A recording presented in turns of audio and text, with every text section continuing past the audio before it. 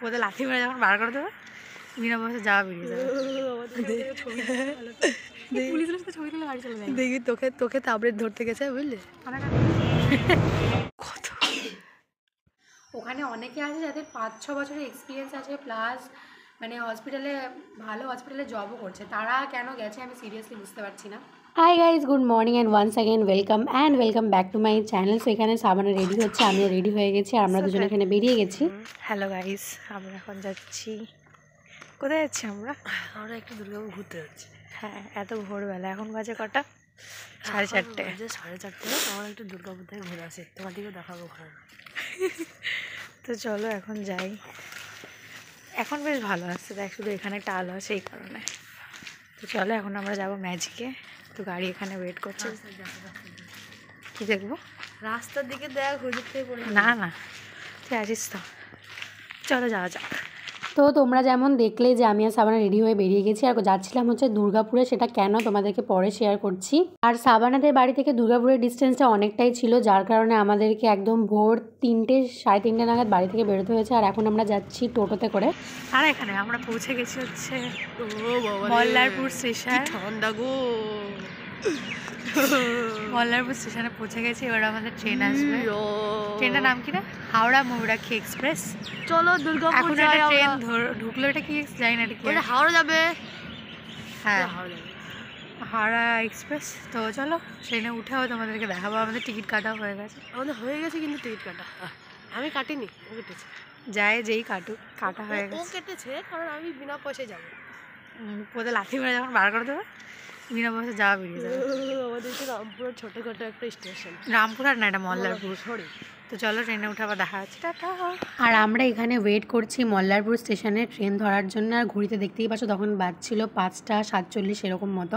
আর guys আমাদেরকে দেখে ভয় পেয়ে যাও না, কারণ প্রচণ্ড ঠান্ডা ছিল। চল ফাঁকা এগুলো স্লিপার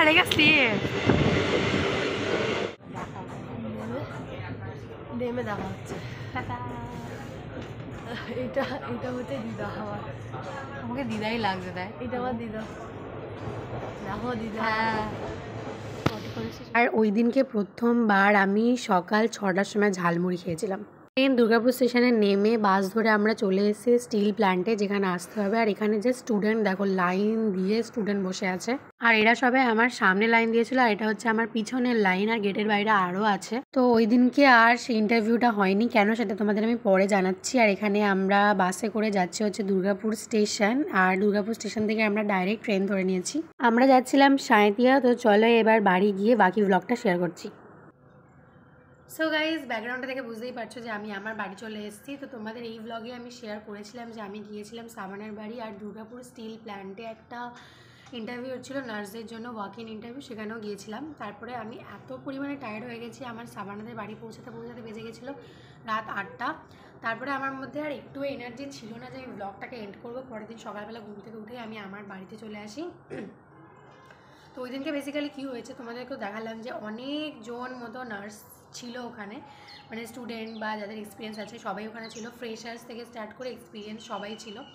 তো সেই দিনকে আমাদের শুধুমাত্র ডকুমেন্টস ভেরিফিকেশান হয়েছে, আর আমাদেরকে একটা টোকেন দিয়েছে। টোকেনটা তোমাদের সাথে আমি শেয়ার করছি, দাঁড়াও। তো এইরকম, এটা হচ্ছে পুরো ফর্মটা, যেটা তোমাদের ফিল আপ করে জমা দিতে হবে। এটা হচ্ছে পুরো ফর্মটা। আর এই যে এখানে একটা টোকেন দিয়েছিল, টোকেনটা আমি খুলে একবার পড়ে গেছিলাম।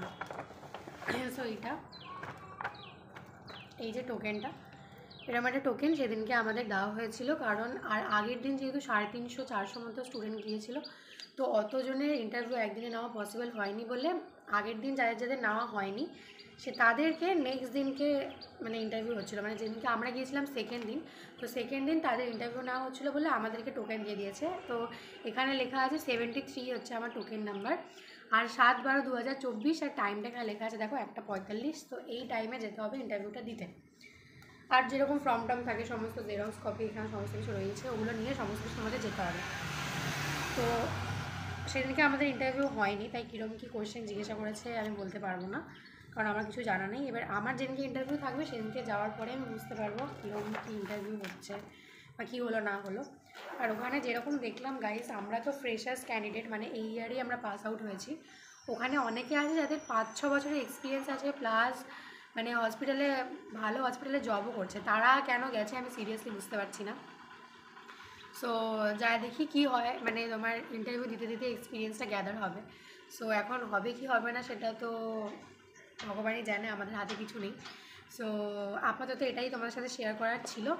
তো এই ব্লগটা আমি এখানেই শেষ করছি। নেক্সট আবার যেদিনকে মানে আমি ইন্টারভিউ দিতে যাবো সেদিনকে আবার ব্লগটা তোমার সাথে শেয়ার করবো। সো গাইস, তো আজকের জন্য ব্লগটা এতটাই। তোমাদের যদি ভিডিওটা ভালো লাগে অবশ্যই কমেন্ট সেকশানে জানিও। আর তোমাদের মধ্যে যদি কেউ গিয়ে থাকো দুর্গাপুরে ইন্টারভিউ দেওয়ার জন্য, তাহলে অবশ্যই আমায় কমেন্ট সেকশানে জানাতে পারো গাইস।